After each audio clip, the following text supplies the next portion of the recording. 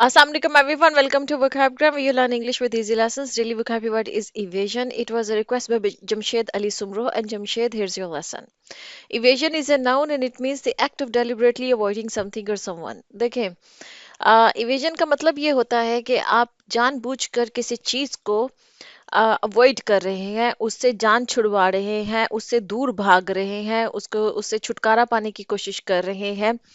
कोई चीज भी हो सकती है, कोई इंसान भी हो सकता है, और कोई ऐसी चीज, कोई ऐसा काम जो कि आपको करना चाहिए, ठीक है, उससे आप अगर खुद खुद से अगर आप भाग रहे हैं, खुद को बचाने की कोशिश कर रहे हैं, तो ये जो आपका एक्ट है, ये अमल आपका इवेजन कहलाएगा। क्योंकि ये नाउन है ना, तो इसलिए हम इस एक्ट को इवेजन कहेंगे। ऐसा करना मतलब भागना, जान छुड़वाना, दूर भागना किसी चीज से, अपनी जान छुड़वाना किसी चीज से। उसे जब एज ए वर्ब हम बोलना चाहेंगे तो हम फिर वर्ड यूज करेंगे इवेड, ठीक है। इवेड इसका वर्ब है। वैसे ही इसका एडजेक्टिव जो इवेसिव है, उसके ऊपर मैं पहले एक वीडियो जो है वो बना चुकी हुई हूँ, उसमें आप उसका मीनिंग समझ लीजिएगा। खैर, इवेजन को मैं समझा दूं यहाँ पर। देखेंगे, कॉमनली इवेजन जो वर्ड यूज होता है ना, वो टैक्स इवेजन यूज होता है, ठीक है। टैक्स के लिए जो हम ये टैक्स अदा करते हैं ना गवर्नमेंट को, टैक्स इवेजन का क्या मतलब है? जानबूझकर टैक्स अदा करने से भागना, ठीक है। अब लोग करते हैं ना, लोग टैक्स बचाते हैं कि हमें अदा ना करना पड़े, तो उनका जो ये वाला अमल होता है ना, ये टैक्स इवेजन कहलाता है कि उन्होंने जानबूझकर पूरी कोशिश करके, पूरी प्लानिंग करके, कोई ना कोई हीला बहाना बहाना, जो भी वो तरीके, जो भी कानूनी तरीके अपनाते हैं, और उन तरीकों से क्या करते हैं, वो टैक्स इवेजन करते हैं। मतलब कि टैक्स अदा करने से भागते हैं। टैक्स जिसको कि हम अपनी जुबान में, हम जो उर्दू या हिंदी में बोलते हैं, हम टैक्स चोरी कहते हैं, ठीक है। हम लोग टैक्स चोरी कहते हैं, इंग्लिश में इसको आप टैक्स इवेजन कहेंगे कि वो उस चीज को, एक काम है, जाहिर है ये एक जिम्मेदारी। देखिए, इवेजन हमेशा यूज होता है कि जो एक इंसान के ऊपर जिम्मेदारी बनती है, जो एक इंसान को करना चाहिए, लेकिन इसके बावजूद वो इंसान उस चीज से दूर भागे, उस चीज से खुद को जो है ना वो निकालने की कोशिश करे, उससे अवॉइड करने की कोशिश करे कि मुझे ये ना ही करना पड़े तो बेहतर है, तो वो चीज इवेजन कहलाएगी। और आप कहेंगे कि वो इंसान इवेड कर रहा है, जैसे कि टैक्स को इवेड कर रहा है, और ये जो टैक्स चोरी है, ये टैक्स इवेजन कहलाएगी, ठीक है जी। इसी तरह से आप जिम्मेदारियों से भी कह सकते हैं, रिस्पॉन्सिबिलिटी इवेजन, ठीक है। इवेजन ऑफ रिस्पॉन्सिबिलिटीज, कि जिम्मेदारियों से भागना, जिम्मेदारियों से दूर भागना। बहुत से लोगों को होता है ना कि वो जिम्मेदारियों से दूर भागते हैं, ठीक है। तो जो है उसको आप कहेंगे कि ये इवेजन ऑफ रिस्पॉन्सिबिलिटी है, ठीक है, कि तुम जिम्मेदारियों से दूर क्यों भागते हो।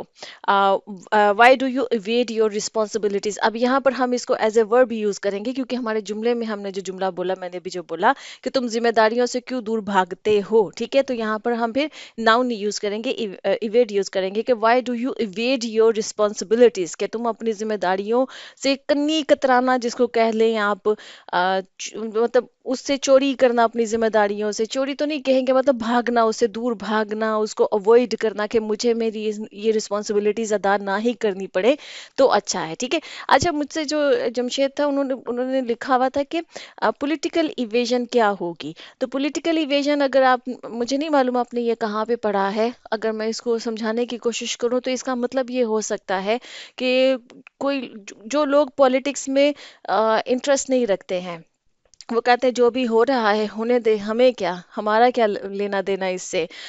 तो खुद को उससे जो है ना वो दूर रखते हैं, तो इसको आप कह सकते हैं कि वो, ये उनकी पॉलिटिकल इवेजन होगी, कि वो जो है ना, मतलब उसमें पार्टिसिपेट नहीं करना चाहते हैं, ठीक है, उसको अवॉइड करते हैं। अब देखिए, सोशल इश्यूज की भी इवेजन हो सकती है, क्योंकि हम लोग करते हैं ना कि क्या जरूरत है, अगर किसी के साथ बुरा हो रहा है तो होता रहे, हमें क्या है, हमारी जिंदगी पे तो उसका कोई असर नहीं ना पड़ा है।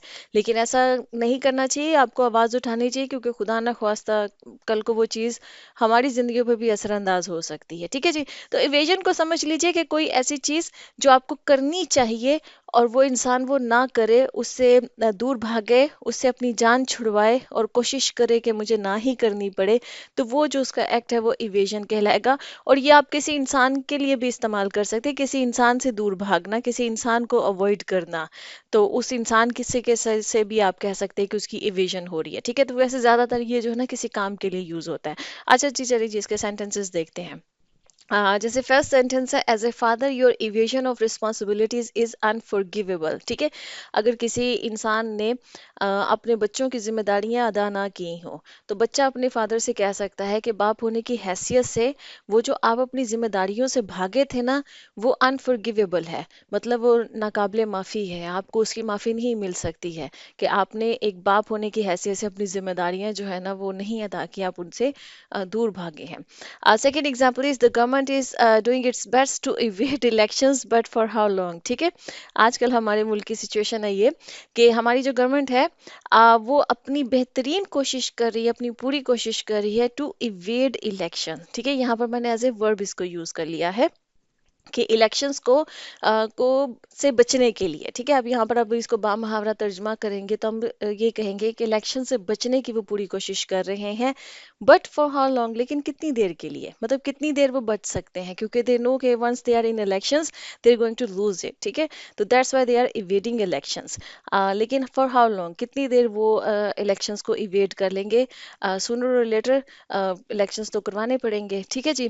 Third example is there is no option for evasion in this mess. ठीक है, इसको समझ लीजिए। मेस हम कहते हैं जब जैसे कमरे का मेस होता है ना, कमरे में हर चीज़ बिखरी पड़ी हुई है, सब कुछ गंदा मंदा पड़ा हुआ है, हर चीज़, कोई भी चीज़ अपनी जगह पर नहीं है, तो आपका कमरा जो है ना वो एक मेस है। इसी तरह से ज़िंदगी भी मेस हो जाती है, सिचुएशंस मेस हो जाती हैं जब सिचुएशंस बिगड़ जाती हैं, लाइफ में चीज़ें जो है ना बिगड़ जाती हैं, ऑर्डर में नहीं रहती हैं, तरतीब में नहीं रहती हैं, ज़िंदगी में हर तरफ प्रॉब्लम्स ही प्रॉब्लम्स है। जब ऐसी सिचुएशन हो तो उसको आप कहते हैं कि ये मेस है, ये इस वक्त जो सिचुएशन है ना ये मेस है, मेसी सिचुएशन है, बिकॉज कि इसमें सब कुछ गड़बड़ हो गया। आप देखिएगा ये वर्ड आप बहुत यूज सुनेंगे लोगों को कि ये जो मेस है ना ये तुमने क्रिएट किया है, मतलब कि तुम्हारी वजह से ये सारी सिचुएशन क्रिएट हुई है। ठीक है, अच्छा, अब वो कह रहे हैं कि there is no option for evasion in this mess, मतलब इस वक्त जो डिफिकल्ट सिचुएशन क्रिएट हुई हुई है ना, ये जो मेस क्रिएट हुआ हुआ है लाइफ के अंदर या सिचुएशन के अंदर, इससे भागने की अब ऑप्शन कोई नहीं है हमारे पास। ठीक है, अब इसको डील करना पड़ेगा। या आप किसी ऐसी सिचुएशन में कह सकते हैं कि जब कोई शख्स किसी सिचुएशन को अवॉइड करने की कोशिश कर रहा हो तो आपको लगे कि अब नहीं अवॉइड किया जा सकता, अब इसको डील करना पड़ेगा, अब इसको हल करना पड़ेगा, तो वहां पे आप कह सकते हैं कि there is no option for evasion in this mess. ठीक है, कि इस मैस के अंदर, इस बिगड़ी हुई सिचुएशन के अंदर जो है ना, अब भागने की कोई ऑप्शन नहीं है। अच्छा जी, यहाँ पे लेसन खत्म होता है। अच्छा लगा है तो शेयर कीजिए, सब्सक्राइब कीजिए मेरे चैनल को, and I see you next lesson. अल्लाह हाफिज।